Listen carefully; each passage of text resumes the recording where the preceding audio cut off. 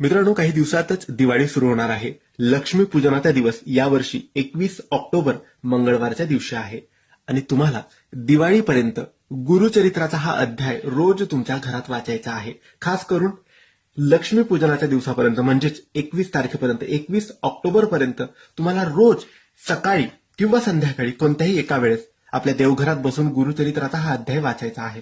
कारण हा अध्याय मित्रांनो इच्छापूर्तीचा मानला जातो. जे आपण मागू ते मिळवून देणारा हा अध्याय असतो. शुभता आणि अखंडता टिकवून ठेवणारा काम हा अध्याय करतो. तुमच्या मनात जीही इच्छा असेल ती पूर्ण व्हावी म्हणून लक्ष्मीपूजनापर्यंत हा अध्याय तुम्ही श्रद्धेने, विश्वासाने वाचन करायचा आहे. गुगलवर सुद्धा हा अध्याय तुम्हाला मिळेल किंवा गुरुचरित्राची तुमच्याकडे पारायणाची पोथी असेल त्यातून सुद्धा तुम्ही हा वाचू शकतात. हा अध्याय आहे गुरुचरित्राचा 18वा अध्याय. हा तुम्हाला फक्त एक वेळेस रोज वाचायचा आहे लक्ष्मीपूजनाच्या दिवसापर्यंत. जेही तुम्ही मागाल, जेही तुमच्या मनात असेल ते तुम्हाला नक्की दिवाळीपर्यंत किंवा दिवाळीनंतर नक्की मिळेल. परंतु मित्रांनो, या अध्याय वाचनाचे कोणतेही नियम नाही.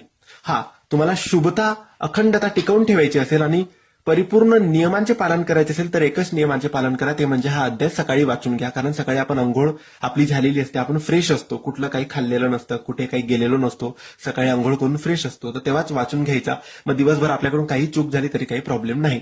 म्हणून रोज सकाळी दिवाळीपर्यंत हा अध्याय वाचून घ्या आणि जोपर्यंत अध्याय वाचणं सुरू आहे तोपर्यंत मांसाहार करू नका, व्यसन करू नका, वाईट विचार करू नका, वाईट कर्म करू नका, वाईट बोलू नका.